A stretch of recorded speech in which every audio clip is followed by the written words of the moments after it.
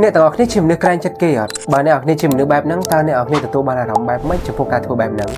กับปัตเตอร์การแกรงจัดเนี่ยดัดเต้นั่นคือเชื่อเรื่องมวยดอลอบัดได้ขอนแต่ปีคล้ายยังก็เถอมีนแดนกับน็อตสำหรับพลุนยังได้จังไงเนี่ยยมนำมาปราปีจมน้อยมันละอปรามจมน้อยได้เนี่ยออกนี่ชิมเนื้อแกรงจัดเกยคลางปีจมน้อยที่มวยนั่นคือคลายเกยอัดเป็นจัดคลายเกยปะเดซัดคลายปะปวารอมเกยโดยเฉพาะรอการเปิงเปะบอกเกยนั่นคือยังแต่งแต่เซียแต่การเกยมองมันท่าการเงยยังเฉินหรือก่อยังปุ่งแต่ละบวการเงยตัวครูเนี่ยคือแต่งแต่โปรมตามเกยขุบยางมองจนในที่ปีคือบัดบองอัตสัญญาณครูนายเกยมันซื้อเอาดมไลก็โดยจะกรุบยังโดยโมเน่โดยซาแต่ยังจมเนื้อด่างงีสูบเปิงเปะคลางปีจนในที่ใบเปะคลาก็ยังไม่อารมณ์ตามตั้งสำหรับครูนายได้ช่วงครูนายไม่บานครูนายซกធ្វើរឿងនឹងកើតឡើងจังเปะคลาก็มีសម្ពាធសម្រាប់ខ្លួនឯងដូចគ្នាចំណុចទី4បើគិតពីសុខភាពផ្លូវចិត្តវិញយើងអាចនឹងឆាប់អស់កម្លាំងខ្លាំងដោយសារតែយើងនឹងដាក់បន្ទុកលើខ្លួនឯងខ្លាំងពេកចំណុចទី5គោរពពេលវេលាអ្នកដទៃប៉ុន្តែមិនសូវគោរពពេលវេលាសម្រាប់ខ្លួនឯងអ្នកទាំងអស់គ្នាធ្វើអញ្ចឹងស្មើនឹងមិនគប្បីចំពោះខ្លួនឯងហើយខ្ញុំនិយាយនេះមិនមែនឲ្យអ្នកគ្នាយល់តែពីខ្លួនឯងអត់យល់ពីអ្នកដទៃទេណាដូចខ្ញុំនិយាយចឹងការក្រែងចិត្តវាសំខាន់ប៉ុន្តែយើងកុំដល់ថ្នាក់ក្រែងចិត្តគេខ្លាំងពេកភ្លេចមើលខ្លួនឯងនិយាយរួមទៅយើងត្រូវតែមាន limit សម្រាប់ខ្លួនឯងអីដែលយើងអាចធ្វើបានហើយយើងសប្បាយចិត្តយើងធ្វើចោះហើយផ្ដោតទៅលើការឲ្យតម្លៃលើតម្រូវការក្តីសុខផ្ទាល់ខ្លួន